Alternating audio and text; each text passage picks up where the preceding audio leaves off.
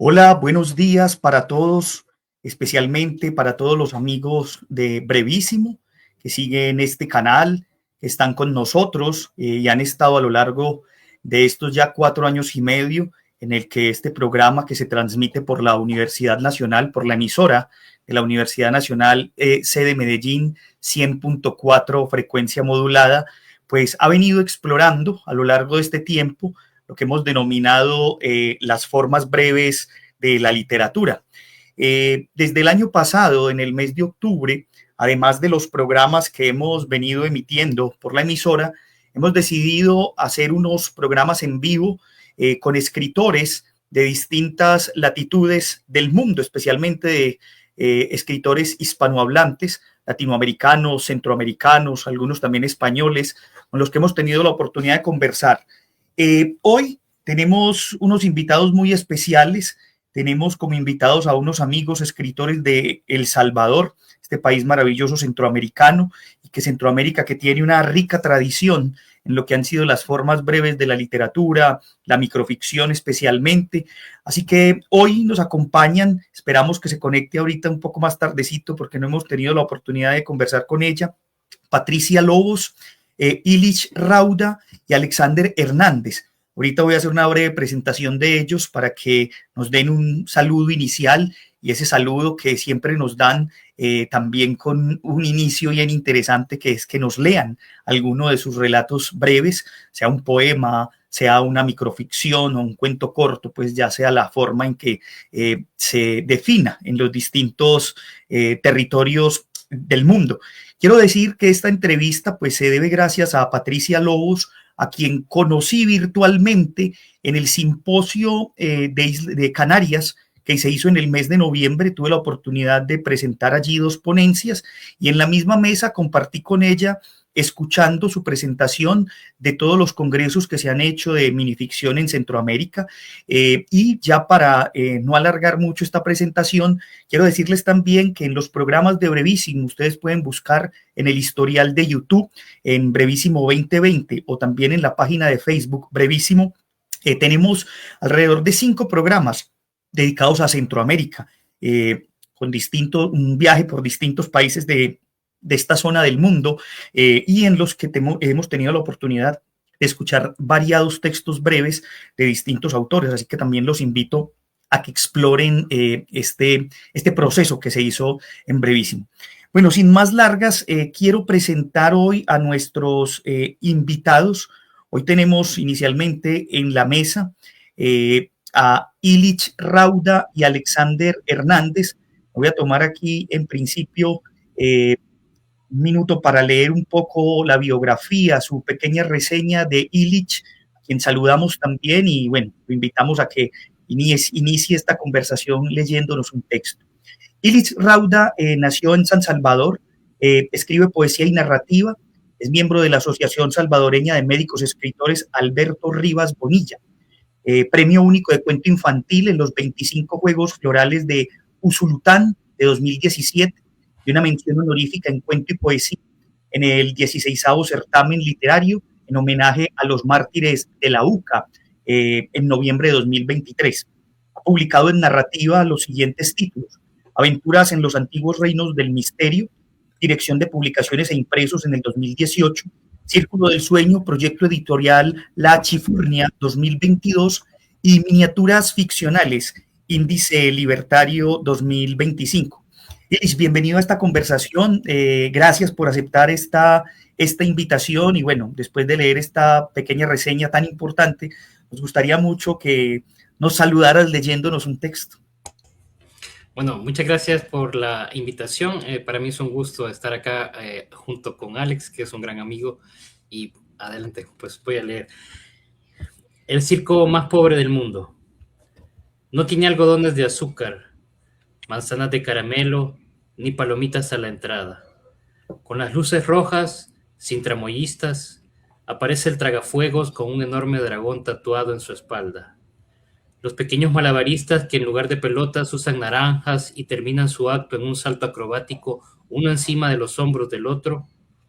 Hay también un payaso que por falta de nariz y pintura termina como mimo llorando sobre sus enormes zapatos rotos. En este circo no hay aplausos, solo rostros detrás de los parabrisas, alguna sonrisa nostálgica de la infancia, bocinas o pitos para los conductores distraídos que no avanzan ante los semáforos en luz verde.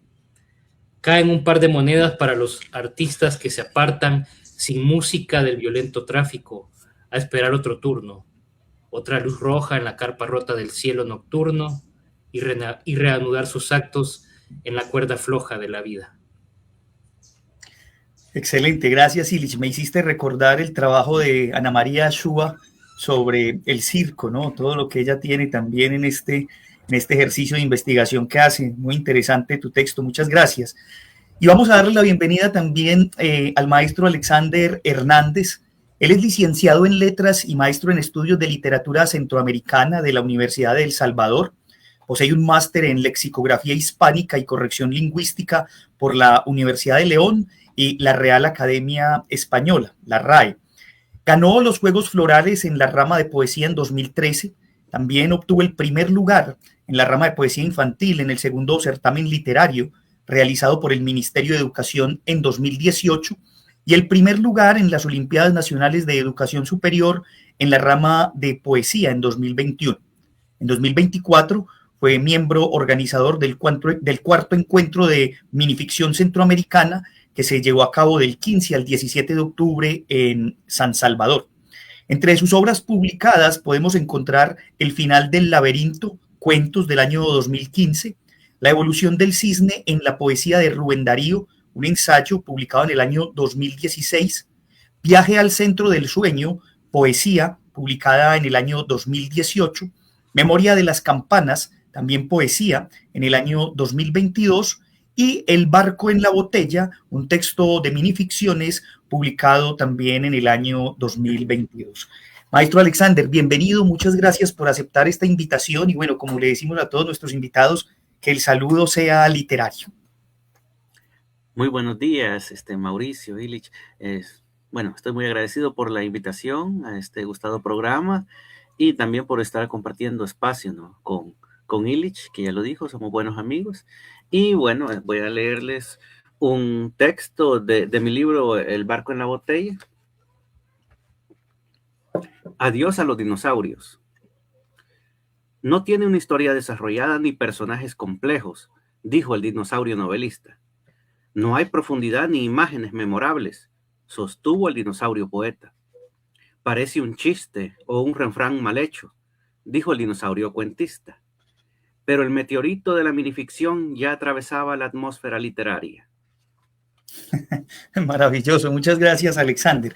Bueno, yo creo que esa es una bonita forma de abrir esta conversación a todos los que hemos tenido por esta plataforma, desde Pía Barros hasta Denise Armitano y algunas amigas de Argentina en Salta, otros en Bolivia. Hemos empezado así también como con la idea de que nuestros las personas que nos ven, las personas que verán esto después, pues también conozcan un poco de esa formación literaria y de las letras que ustedes nos regalan. Yo quisiera empezar preguntándoles, empiezo por Alexander, al revés en este caso, preguntándoles cómo Alexander llega a estos ejercicios de las formas breves de la literatura, teniendo en cuenta pues que existen muchas formas breves, ¿no? Desde la parábola, los apólogos, la minificción y la poesía en los que veo, según tu reseña biográfica, que estás bastante nutrido. ¿Cómo llegas a estos paraísos de las formas breves? Bueno, inicialmente empecé a escribir poesía, creo que la mayoría como nacemos poetas, ¿no? Y luego exploramos otros géneros, y en mi caso así fue. Luego empecé a leer bastante cuento, digamos cuento breve, cuento clásico entonces, y poco a poco fui descubriendo algunos autores. Ya mencionaba usted a Ana María Shua, que es una referente, ¿no?, de la minificción en lengua española. Y también iba conociendo los trabajos, por ejemplo, las antologías importantes que ha hecho el doctor Lauro Zavala en México, que no solo en el análisis literario ha aportado mucho, sino en la catalogación de los autores, es decir, con qué estilos. Entonces creo que para mí todo eso me motivó, y también que descubrí que había algo más en la minificción. si bien es cierto, es un género no aceptado por muchos, sobre todo en el caso de los escritores de largo aliento. Hablo de los novelistas, por ejemplo, que a veces tienen un ojo muy escéptico sobre la minificción, pero yo me sentía cómodo escribiendo minificción. Me daba cuenta que también había como una ingeniería, digamos, una ingeniería literaria. No era simplemente escribir algo breve de por sí, sino como crear. Por ejemplo, perdón, el texto que leyó Illich, un texto muy poético, muy de, de conciencia social, pero a la vez es algo cotidiano que lo vemos en la calle. Entonces, ahí hay algo más, pues, es decir, la capacidad de síntesis, es decir, lo máximo con con la menor cantidad de palabras, y todo eso fue como me motivó. Pero fue después de la poesía, después del cuento, que yo encontré la minificción, y hasta el momento es ahí donde me siento muy cómodo. Gracias, maestro. Illich, contanos tu experiencia. ¿Cómo llegas a estas formas breves? Bueno, siempre quizás es una especie de alternancia también. Yo recuerdo que estaba trabajando un poco este libro de aventuras en los antiguos reinos del misterio y había llegado un poco a la búsqueda de lo infantil, lo juvenil. Entonces, entre ese trabajo, que son más o menos tres cuentos que están reunidos en ese libro, empecé a tener contacto también más con un escritor en particular aquí nacional, que es Ricardo Lindo, que tiene también un trabajo de forma breve que es bastante contemporáneo para El Salvador. Y ya había tenido contacto también con Álvaro Menéndez Leal, entonces por ahí estaban siempre esas figuras tutelares nacionales, y ya siempre en el diálogo con Augusto, y ahí pues estaba ahí ese germen para hacer los ejercicios. Y entre este trabajo y esas lecturas, pues de repente apareció uno de los cuentos, perdón, que están dentro de miniaturas ficcionales, que es La máscara al desnudo, y de repente ya tenía ahí como 10 textos, y tuve contacto también con Revista Brevilla, y ahí ya quedé como maravillado con la convocatoria que hace Lilian Elpic, ¿verdad? Entonces, en ese sentido empecé a trabajar más en serio, y surgió también en ese contexto una iniciativa centroamericana que es la colección Isiacabuche, que en su primera convocatoria reunió más de 20 autores centroamericanos, y ahí pues ya terminé definitivamente de concretar más o menos 20 textos que estaban por ahí, y con esta publicación ya ahí exactamente encontré esa argucia y ese placer de trabajar lo breve, ¿verdad? Entonces, así fue como hemos estado ahí. Y ya pues es difícil una vez que ya uno está exactamente en eso de jugar con las miniaturas textuales, ya uno ya no se puede salir a partir de que ya conoce también, como mencionaba Alex, también poesía, el cuento, ¿verdad? Entonces, definitivamente es algo ahí que lo atrapa rápidamente. Yo quiero resaltar dos cosas que ustedes dicen que me parecen muy importante. Lo primero que dice Illich de ese juego, ¿no? Porque estas formas breves de la literatura también son un juego, ¿sí? Uno pensaría al modo de Cortázar, son una rayuela, porque la rayuela termina, es más pequeña, es corta, es un juego también que implica que si a veces la piedrita no cae en el número, pues no podemos saltar, toca esperar, toca pensar y escudriñar más. Y esto que decía Alexander, aunque yo no empecé por la poesía, por ejemplo, me parece también muy interesante. Muchos de los escritores de minificción con los que he hablado y de los que he investigado para el programa, pues han tenido su salto, su trampolín en la poesía, y eso me parece también bastante importante. Y valga decir aquí, tenemos varios programas en Brevísimo con poetas que también pueden escuchar para que un poco conozcamos ese ambiente y ese panorama desde donde nace. Alexander, hablemos un poco de las temáticas de tu trabajo, no solamente en la minificción, sino también en la poesía. ¿Qué temas son los gruesos, los que te interesan? Porque al fin y al cabo uno podrá decir, bueno, me interesa más X tema, lo social, lo político, y ¿qué hay allí? ¿Cierto? ¿Qué hay denuncia? ¿Qué encontrás vos mismo o qué han dicho los críticos de tu obra? Bueno, los temas que yo encuentro y que soy consciente de que estoy trabajando todavía también. Bueno, el tema amoroso es algo como básico, sobre todo en la poesía, el tema amoroso es como fundamental. Y luego los grandes temas, ¿no? El amor, la mujer, la muerte, son los grandes temas presentes dentro de la literatura, y en mi caso así fue. Pero luego ya, por ejemplo, en el segundo poemario que publiqué, ya quizás hay un poco más de conciencia histórica, hablo más de historia local, hablo del pueblo de donde vengo, y bueno, se llama Memoria de las Campanas, haciendo alusión a unas campanas centenarias que están en el pueblo, en el Parque del Pueblo, y que han sido testigos de muchos eventos históricos. Entonces, por ahí lo centro dentro de la poesía. Y en el caso de la minificción, bueno, Luisa Valenzuela decía que siempre la minificción tenía como un giro a veces a lo fantástico, a veces a lo absurdo, y así me pasa también. Hay muchos textos que siempre van en ese juego, ¿no? En ese juego entre lo irónico, lo absurdo, lo fantástico. Eso quizás serían los temas principales que abordo. Perfecto. Illich, contanos sobre esas temáticas que hay en tu obra.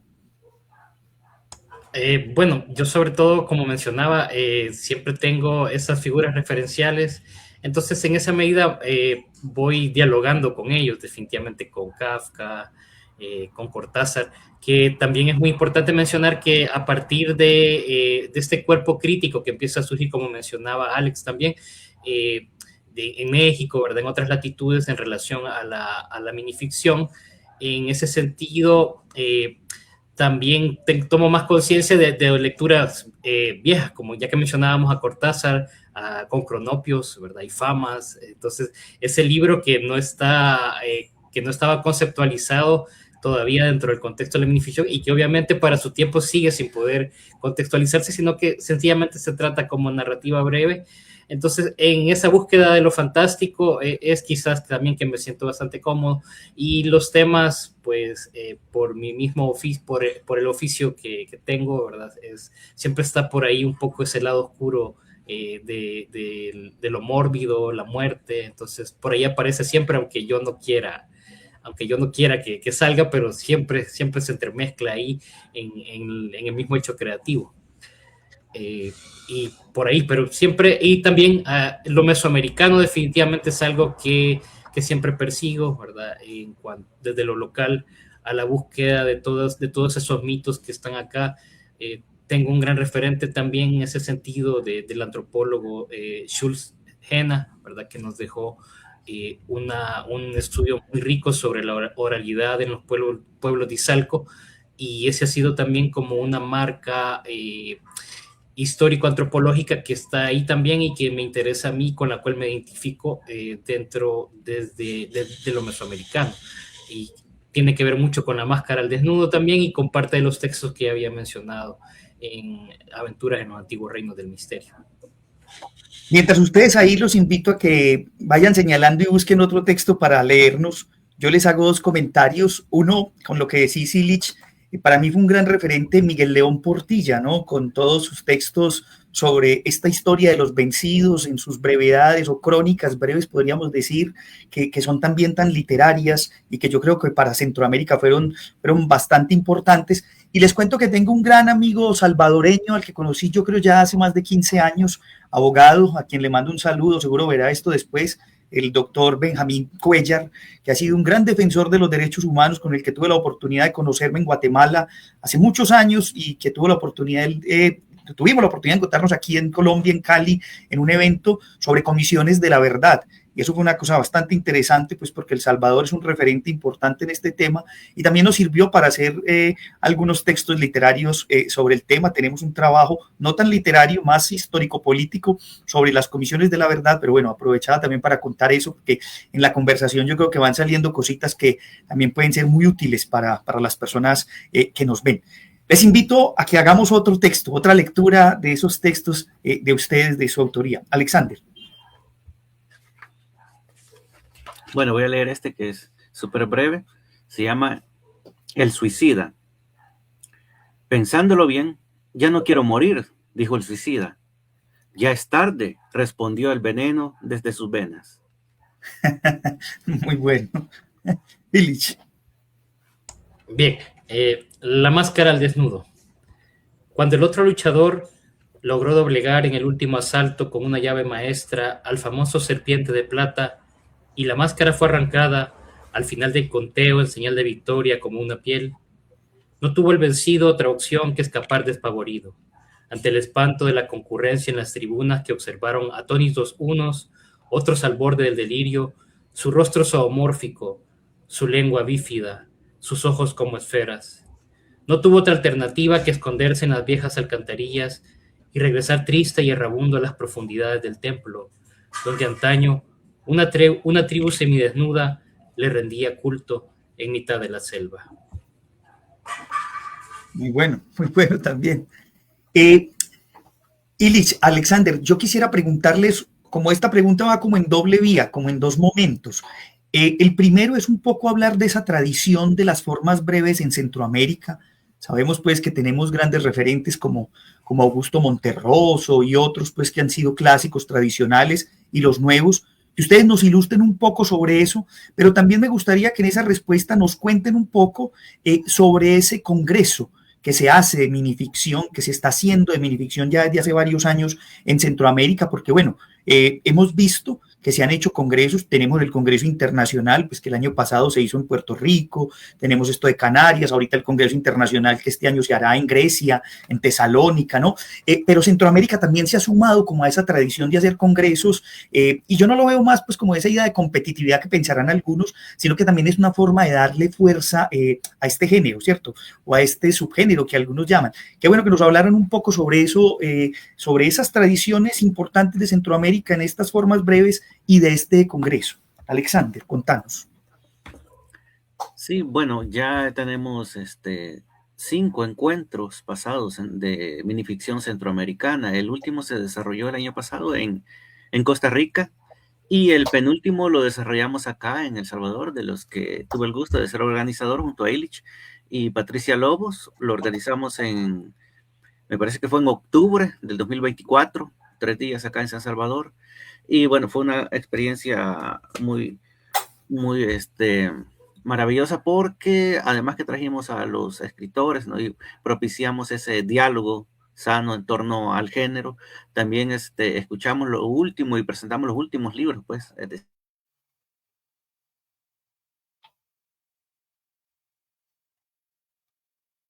Creo que se nos fue la señal con Alexander. Sí, veo que se congeló.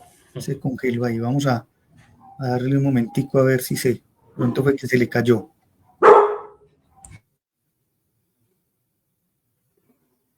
Bueno, mientras Alexander retoma ahí la conexión, y si quieres nos vas contando. Bueno, hay tres personas, tres grandes impulsores de los encuentros centroamericanos, ¿verdad? Que tienen también su raíz a partir de la pandemia, que es un detonante crítico para los encuentros centroamericanos, y ahí pues toman el liderazgo y la batuta sumamente importante, y siempre nos acompañan en este sentido Alberto Sánchez Argüello, Laura Zúñiga, y también en Honduras José Zelaya, ¿verdad? Son tres figuras que han estado ahí siempre al tanto, y son la comisión central, ¿verdad? Son ellos los que inician esta iniciativa y que van dando relevo, como mencionaba Alex, a partir del último encuentro ya físico, ¿verdad? Que es exactamente a partir del tercer encuentro en Honduras, donde se comienza a dar esos banderillazos de salida para los países anfitriones. Entonces, así a partir del tercer encuentro en Honduras, se da el relevo a Alex y a Patti para que traigan la minificción a El Salvador. Y luego nosotros acá pasamos en esa carrera de la minificción a Laura Zúñiga, y así es como tenemos la oportunidad de estar el año pasado, en noviembre, en Costa Rica, en el quinto encuentro de minificción. Siempre establecemos un diálogo, y ha sido una figura también muy importante, la doctora Laura Elisa Vizcarino, de México. Siempre hacemos ese diálogo. Aquí también tuvimos la oportunidad en El Salvador de tener a Javier Perucho. Entonces, hemos estado haciendo ese diálogo con México, que para nosotros es sumamente importante, ¿verdad? Y en ese sentido, pues mantenemos ese vínculo. Y la batuta en este caso, ya de Costa Rica pasó a Guatemala. Entonces vamos allá a uno de los hogares de Augusto, ¿verdad? Eso va a ser ahí Y, sumamente bueno, interesante. y con Norma, ¿no? Norma Yurie, la conocen, ¿no? Con Norma Yurie, ¿verdad? Que ella tiene ese enorme cuerpo también de la microbiblioteca, que es, yo siempre que tengo oportunidad lo menciono porque es un enorme trabajo, ¿verdad? Que tiene que ver, digo, también con la memoria histórica del mundo, ¿verdad? Y literario, por supuesto.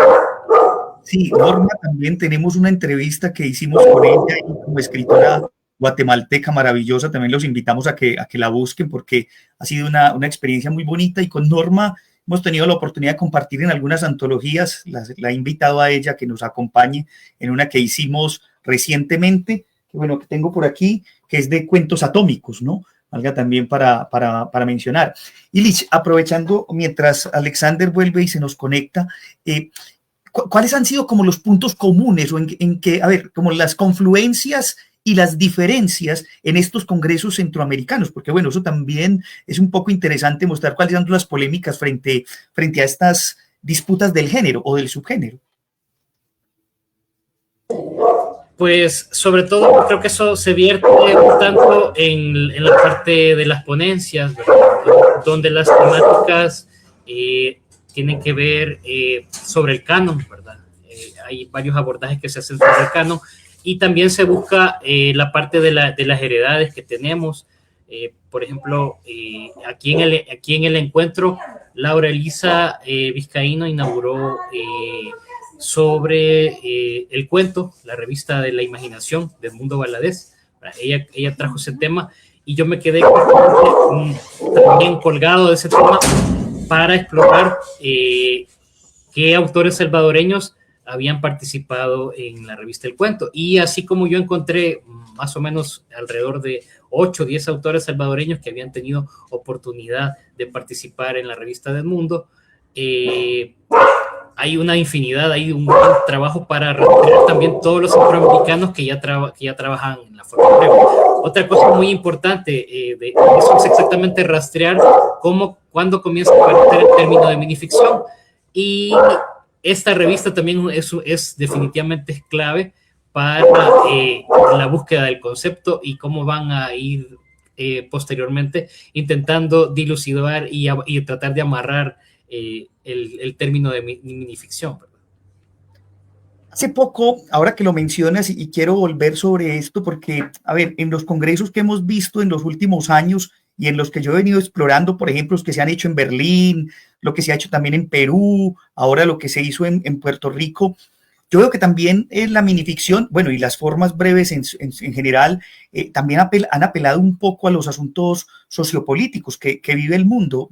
¿Qué opinión te merece esa situación? Porque alguien dirá, como hemos escuchado en muchos autores, que una cosa es la vida política del autor y otra cosa su obra. Bueno, yo no sé si, yo creería a veces, o es una opinión muy personal, que estas formas breves tienen más como una conciencia política. Creo que se está viendo mucho. Uno ve, por ejemplo, los asuntos y los textos relacionados contra la violencia de género, ¿cierto? En Chile hicieron hace poco una cosa hace algunos años, cuando se cumplieron los 50 años del golpe del 73 contra Allende, que hicieron toda una serie de textos relacionados con lo que significó el golpe en su momento y después.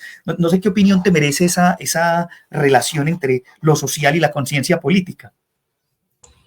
Bueno, respecto al autor y su obra, eso creo que es una polémica que va a continuar siempre ahí, y pues yo sí pienso que la obra trasciende al final al autor, y en la medida en que nosotros somos un vaso comunicante con nuestra realidad, en esa medida yo creo que es válida esa aseveración, ¿verdad? Y más allá de nuestros actuares o nuestras propias historias, el propio cuento que estamos labrando con nuestra vida, o nuestra propia novela que nunca escribimos, ¿verdad? Lo que dejamos como texto al final se vuelve independiente de nosotros.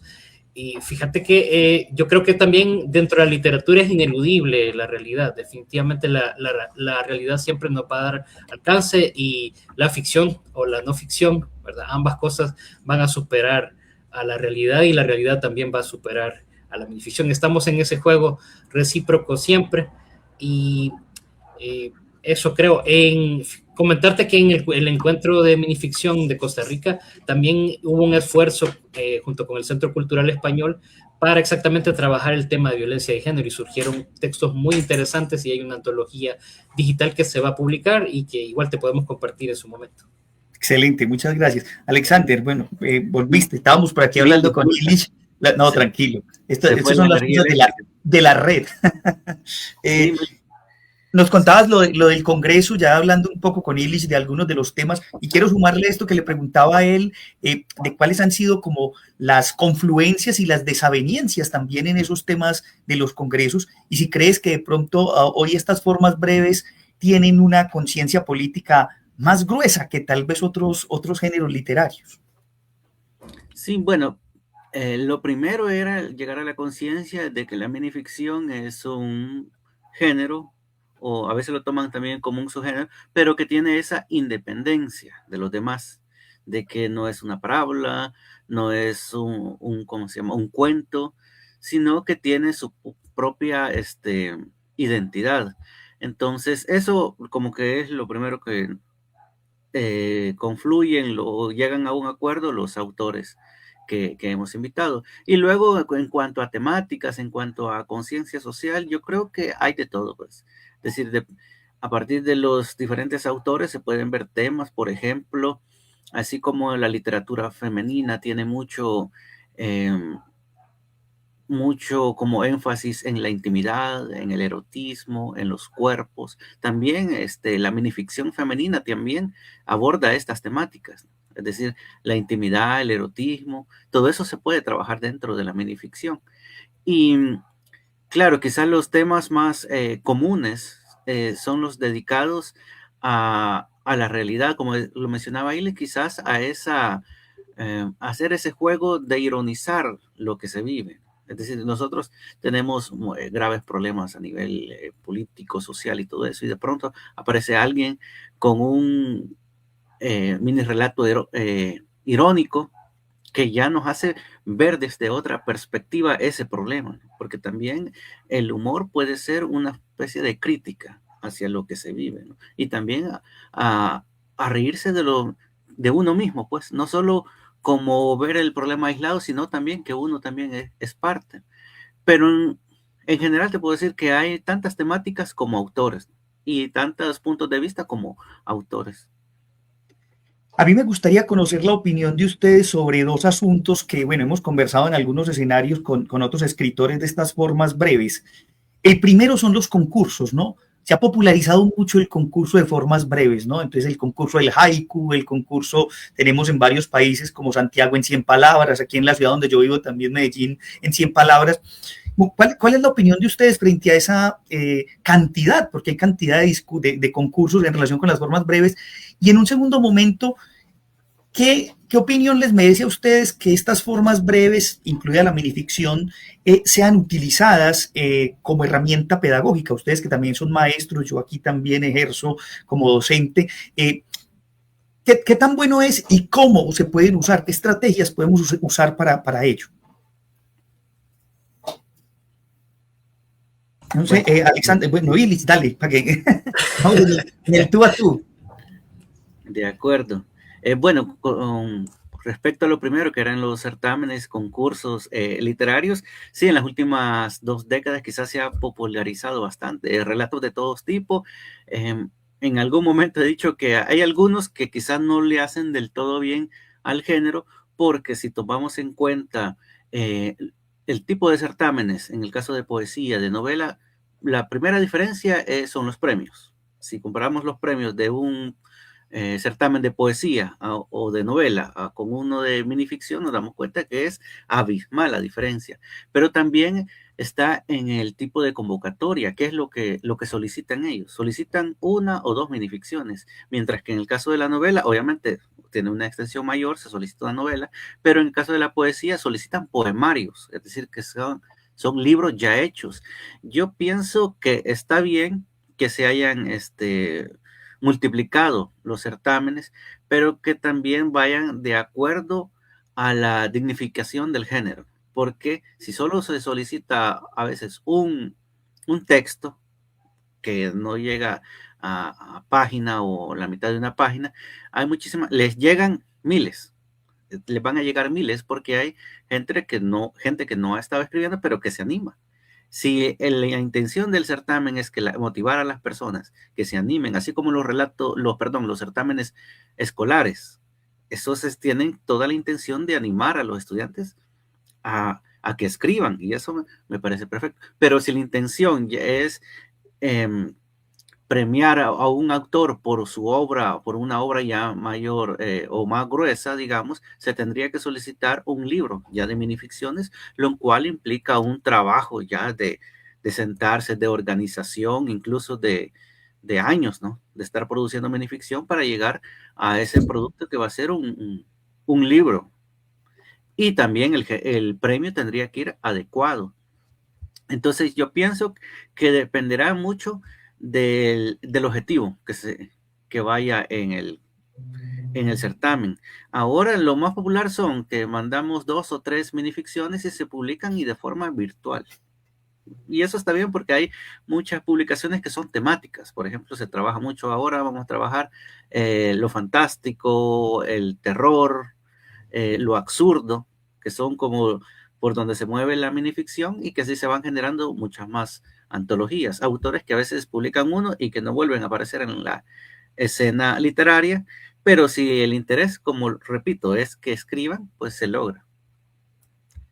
Yo quiero aprovechar antes de dar la palabra a Ilis, decir también que en Brevísimo tenemos un programa, tenemos por secciones, como que se muerda la culebra la cola, y hay programas dedicados a concursos. Entonces tenemos más de 25 programas dedicados a concursos de formas breves, que también los invitamos a que exploren, porque yo creo que, como dice Alexander, es muy importante eso. De hecho, esta semana, hace poco vi un concurso que se hace en España sobre aforismos, pero es un libro de aforismos. El escritor debe mandar mínimo 60 aforismos sobre un tema y ya se revisarán. Entonces creo que es muy acertado lo que el maestro Alexander dice. Ilis, contanos tus apreciaciones.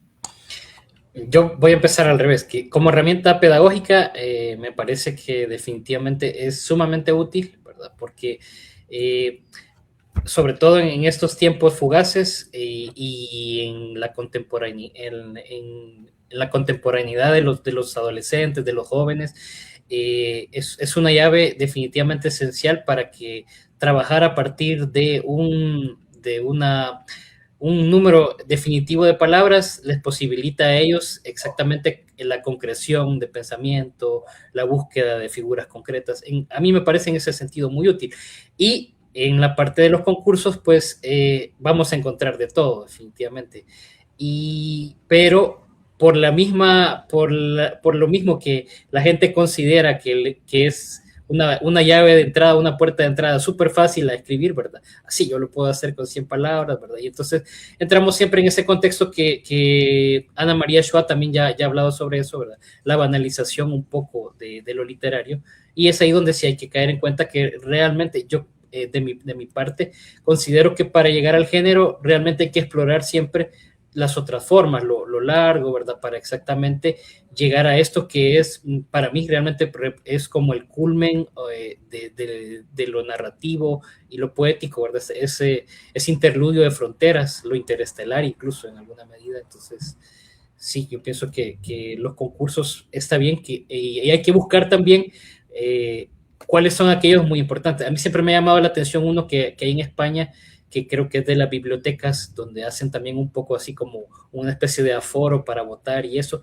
pero que es en relación a una comunidad de lectores. Entonces hay como otros criterios que entran en juego frente a otros que son multitudinarios, como el del Museo de la Palabra y la Imagen, donde llegan una cantidad de textos y que hasta uno puede poner a leérselos, y un poco yo entré en esa tortura de estar viendo quiénes concursaban, a partir que yo también estaba ahí participando en esa gran lotería que todos los idiomas. Ajá. Sí. Entonces, tiene 4 idiomas, ¿no? Tiene inglés, hebreo, árabe y español. Sí, y bueno, es un premio jugoso. Sí. Y a veces yo me ponía a leer y llegaba quizás a leer 25 textos, pero de eso quizás ninguno de los que tuve oportunidad de leer. Entonces, sí, es cabal así como una llave de oro que enseñan, y la gente considera que sí es posible, ¿verdad? Sobre todo porque como dentro de la raíz popular de lo breve, ¿verdad? Que tiene que ver exactamente con el chiste, entonces la gente piensa que por ahí puede ser y ahí hay una confusión para llegar a lo literario, que ahí hablamos de otra palabra, ¿verdad? Claro, sí, además porque a veces suele confundirse que con la sentencia y todo este tipo de cosas, aunque también son formas breves pues de las que hay que explorar. Mientras les planteo el otro interrogante, muy bueno, escojan si hay otro textico para leer, para que vamos ahí intercalando esta conversación entre esto. A mí me gustaría mucho preguntarles, y después de la lectura que hagamos cada uno, ¿cuál es el reto de estas formas breves? ¿Cuál es el reto de la minificción en los próximos años? ¿No? Podría decir, bueno, se ha construido mucho, pero así como grandes escritores se preguntaban sobre los retos que debe tener la novela, que debe tener el cuento, ¿ustedes cuáles creen que son esos retos de las formas breves en la literatura, ¿cierto? Porque yo ahorita les voy a preguntar sobre una forma curiosa que hay, que he venido explorando y quisiera conocer su opinión, pero empecemos por eso. Primero empecemos por leer algo y luego que me cuenten ustedes cuáles creen que son los retos, no solo a nivel centroamericano, del salvadoreño, sino también a nivel mundial, porque a mí me sorprendió y se los digo. Tenemos en brevísimo una entrevista que le hice a dos de los organizadores del congreso que será en Tesalónica, en Grecia, este año, la profesora Dimitra y el profesor Estergios, que ellos son dos grandes referentes de ese y que están haciendo su tesis doctoral sobre la minificción hispana, ¿cierto? Entonces, que eso a mí me llamó y me sorprendió mucho que se hiciera pues allí, pues también una invitación. Pero leamos primero, que démosle el espacio también a los textos maravillosos. Maestro Alexander. Gracias, Mauricio. Voy a leer este que se llama Pesadilla. Una noche soñé que era un elefante. Dios mío, qué miedo. Tenía una larga trompa y no podía saltar. Ha sido mi peor pesadilla. Cuando desperté, estiré mis patas, sacudí mis orejas y me fui saltando con mi familia de canguros. Muy bueno, muy bueno. Illich. El pintor del psiquiátrico, a Jesús Martínez. 6 pacientes de este hospital siguen clases de pintura. El autorretrato de Van Gogh está en el centro del aula. Yo estoy de visita para conocer la experiencia. Es el tiempo libre de la clase donde cada cual prosigue con su trabajo. Noto enseguida que el grupo aísla al más viejo en internamiento y edad. Me mueve la curiosidad. Cuestiono al maestro. Le tienen miedo, me dice. No termino de comprender.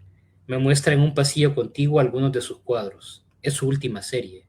Todas son bestias o demonios concebidos entre púrpuras y rojos.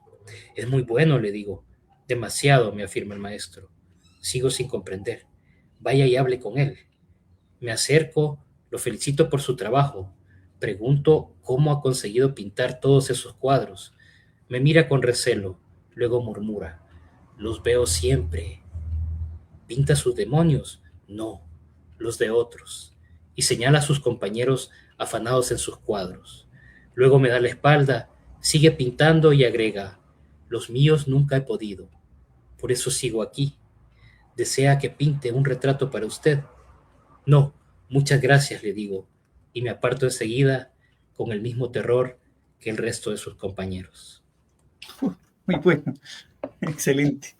Va encontrando una variedad bien interesante, ¿no? También esas formas que la minificción tiene de transgredir lo tradicional que hemos conocido. Bueno, como les preguntaba, me gustaría conocer su opinión sobre esos retos que ustedes consideran que tienen las formas breves en la actualidad, pues, y en lo que se viene, ¿no? Porque habrá que seguir explorando en todo eso. Yo iba a decir que la minificción tendría que convencer a los que todavía tienen recelo contra ello, pero creo que eso se va a dar en el camino, desde tarde o temprano. La minificción se va a instaurar como un género a la par de la novela, del cuento, de la poesía, porque se va a concretar que también tiene como lo mencioné, esa ingeniería, ese trabajo dedicado y que no es solo escribir un texto bastante corto. Alguna vez podríamos soñar, por ejemplo, que se le entregue un premio ya más de trascendencia a un minificcionista. Por ejemplo, se le ha dado el premio Nobel, por ejemplo, a poetas, novelistas, cuentistas, pero a un minificcionista, tal vez en el futuro, se le podría músicos.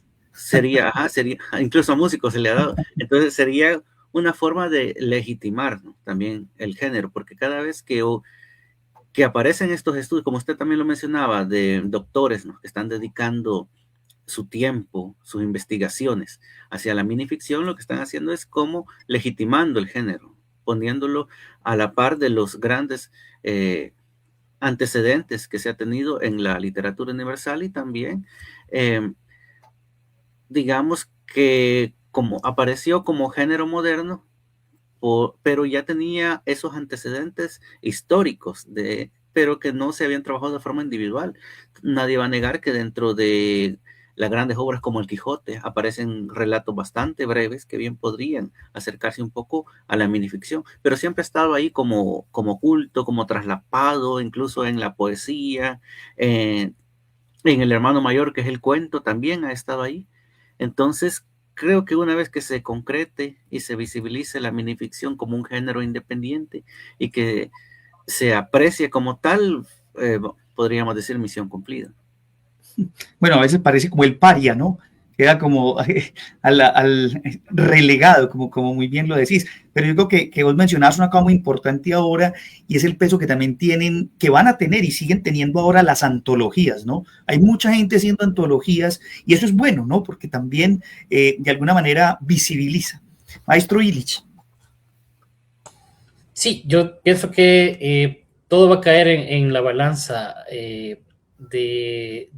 a partir del hecho de que los congresos y la misma crítica se está abocando y ha descubierto esa gema que estaba ahí escondida dentro del baúl de la literatura. Entonces, en esa medida, pues definitivamente va a tener su propio lugar el género. Yo no creo, el tiempo siempre va a dar la razón, así como hoy descubrimos esas formas breves y las conceptualizamos ya a partir de nuestro tiempo, pues de igual forma todo lo que es ya a partir del concepto, pues ya va a tener un punto dentro de la historicidad de la literatura.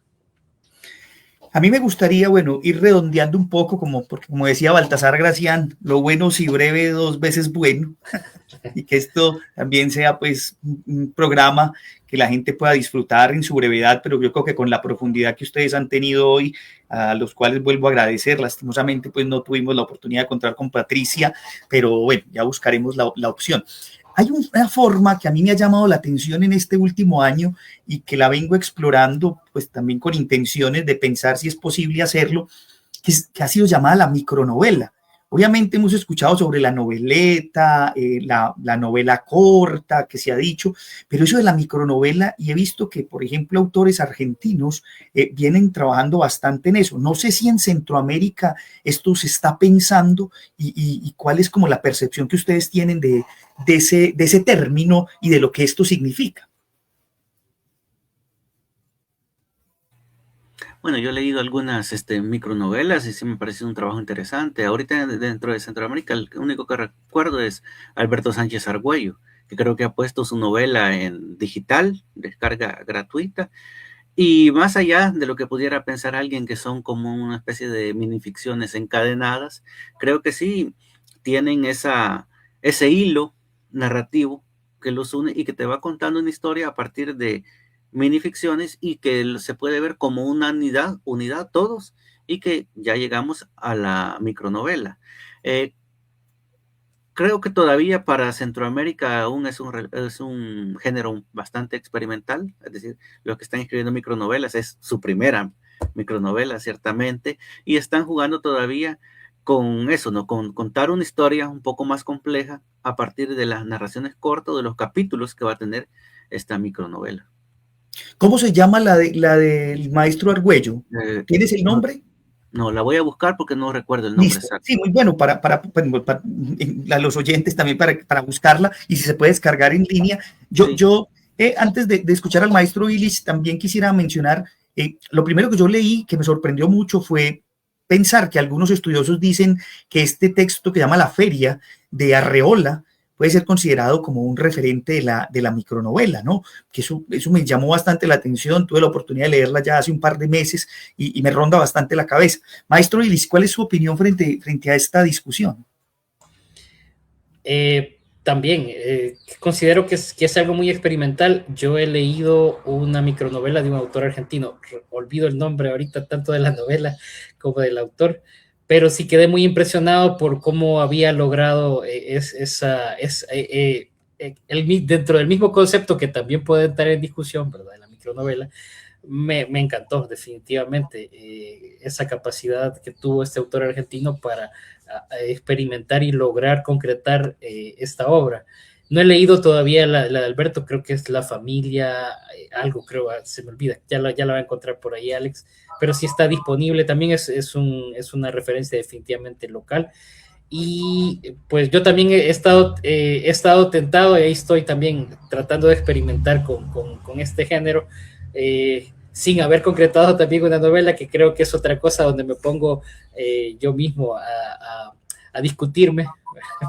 Claro. En el sentido de que si no he concretado alguna novela, aunque sea una noveleta, ¿verdad? Experimentar, pero no sé, ahí vamos a ver como dentro de lo lúdico y lo creativo, pues todo se vale, ¿verdad? Entonces claro.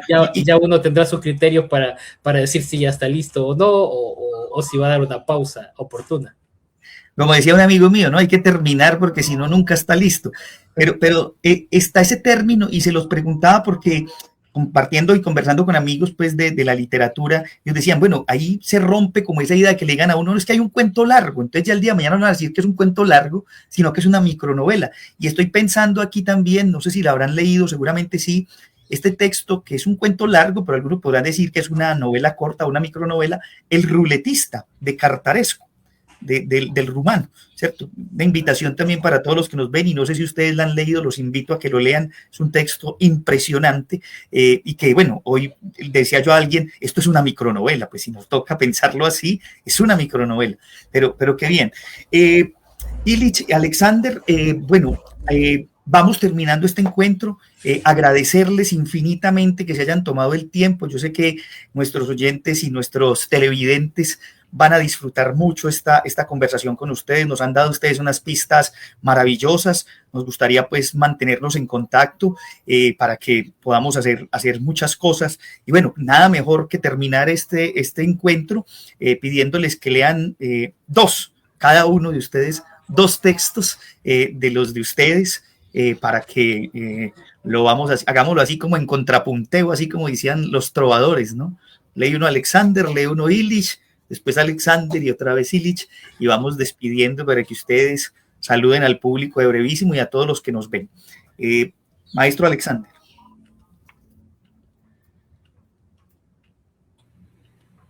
Voy a leer este que está dedicado a Ana María Schwab, que tiene un texto bastante similar. Después de morder la manzana, Adán se la entrega a Blancanieves. De inmediato, ella cae desmayada junto con el prodigioso fruto. Pero justo antes de tocar el suelo, la manzana es atravesada por una flecha de Guillermo Tell. Por última, la fruta cae y rueda a los pies de Newton, quien la levanta y se la entrega a Steve Jobs. Maravilloso, ese juego interesantísimo de la historia, como decías ahora. Qué interesante, y ahora que hablamos de la micronovela, una micronovela histórica de todo lo que se ha vivido también en Centroamérica y lo que hemos vivido nosotros por estos lados. Maestro Illich. Endemia, la cotidianidad de reconocernos frente al espejo, una fotografía de la continuidad del tiempo sobre nuestro rostro. Todo parecía normal mientras se rasuraba hasta que no pudo nombrar aquella protuberancia entre sus ojos y boca. La palpó con el índice, la apretó, pero el nombre no surgía. Era vapor frente al espejo. Se calmó y terminó de rasurarse. No había problemas de memoria en su familia. Ya lo recordaría. Se vistió y marchó diligente a su trabajo en el periódico. Era solo una palabra olvidada. Pediría a cualquiera que se la recordara hoy mismo, cuando quisiera. Después del almuerzo seguía la agnosia. En la siesta del mediodía soñó con un rinoceronte solitario en medio de la sabana. Al despertar, estaba de nuevo torturándose frente al espejo del baño. Rinoceronte, rinoceronte, así te llamarás desde hoy, se dijo furioso. Al salir le preguntó al primer subordinado que encontró: ¿verdad que esto es un rinoceronte? Desde luego, jefe, es broma. Aún inseguro frente a la computadora, revisó una nota deportiva. Final de fotografía. La tarde de ayer, Cyrano se agenció el primer lugar frente a Sultán en el Hipódromo Nacional por un rinoceronte. Suspiró aliviado. Todo estaba en orden. Maravilloso. Maestro Alexander, escuchemos el otro texto. Sí, antes encontré Los García, se llama la micronovela de Los Alberto García. Los García. Qué bien, bueno, perfecto. Así se llama. Bueno, voy a leer este que también va en la clave de los intertextos. Se llama Enigma casi resuelto. El perro de Pavlov sueña que abre una caja y encuentra a un gato muerto. En la placa del collar del menino se lee el nombre de su amo, Schrödinger. El canino se siente culpable, pero una campana lo despierta y le indica que es hora de comer. Muy bueno. Bueno, y muy acorde, teniendo en cuenta, como ustedes lo saben, que este año pues el Congreso de Minificción en Tesalónica, en Grecia, tendrá como tema central la intertextualidad, una de las grandes referentes de la minificción, así pues como la elipsis y otras de las características de las que los teóricos han conversado. Maestro Illis, escuchamos su otro texto. Bien. Mitos. Concepción. A Edwin Hill. Un embarazo inesperado y su obsesión por los mitos fueron parte de la primera gestación de Laura. Ese semestre iniciaba sus ponencias sobre los centauros. Luego trataría sobre el fauno y los antiguos bosques. Coincidió este último tema con su primer rastreo ecográfico. ¿Quieres saber el sexo?, preguntó el galeno.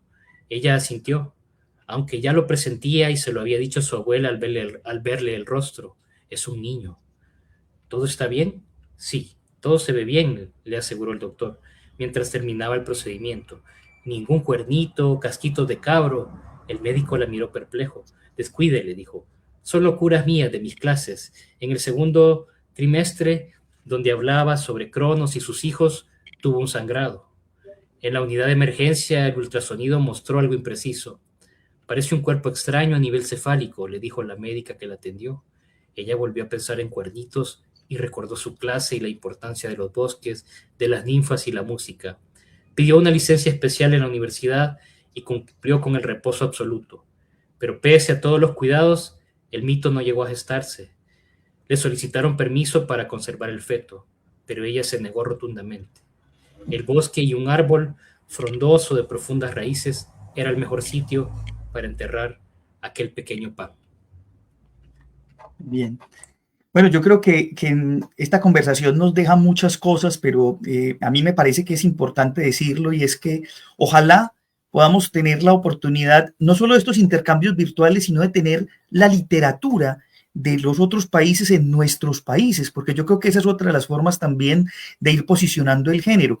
Aquí nosotros tenemos lo que encontramos en Internet, pero la literatura, digamos, breve o de minificción o de relato corto de El Salvador y Centroamérica, muy poco. Tenemos la web y eso es una gran ventaja, pero yo creo que eso debe llegar también a las bibliotecas y ojalá esto también sea una forma de hacerle un homenaje a alguien que está trabajando mucho las formas breves y que nos ha acompañado desde el Perú, a Willy del Pozo con su editorial Altazor, que ha apostado por hacer una serie de brevedades infantiles y que hoy se están vendiendo y se están repartiendo en colegios del Perú, específicamente de la municipalidad o de la provincia de Ayacucho, del departamento de Ayacucho, cuyos colegios y cuyos chicos están leyendo estas formas breves que se publican en Altazor con distintos autores de Hispanoamérica. Así que bueno, esto es una forma también de terminar que creo muy halagüeña, con muchos deseos.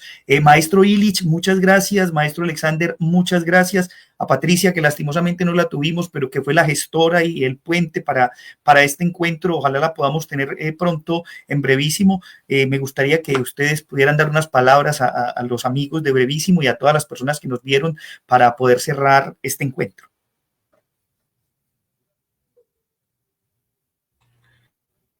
Sí, Bueno, agradecer de nuevo, Mauricio, a tu programa brevísimo, que es muy estimulante y son plataformas muy necesarias, espacios de diálogo con los autores, que no es lo mismo leer las minificciones que también escuchar a los autores lo que piensan sobre el género que escriben, ¿no? Entonces, quedo muy agradecido y seguimos en contacto.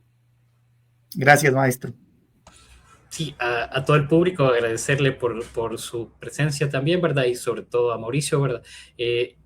Igual, felicitarte por este esfuerzo que siempre dentro de los géneros breves es encomiable, ¿verdad? Y pues ahí yo hace poco que estuve leyendo Ana María Shoah y encontré la referencia y ya me quedé, puchica, y de cuándo hemos llegado acá, y estamos ahí con la invitación. Entonces me pareció también un poco ficcional el hecho que de repente estaba leyendo sobre el programa y de repente ya estábamos acá conversando contigo. Entonces, muy agradecido. Una minificción también es esta, También, ¿no? definitivamente, siempre. Muchas gracias. Gracias a todos los que nos vieron. Quedará el video tanto en mi perfil de Facebook como en el perfil de Facebook de Brevísimo, y también lo verán próximamente, en las próximas horas lo subiré a la plataforma de YouTube Brevísimo 2020. Muchas gracias a todos y que tengan un feliz domingo.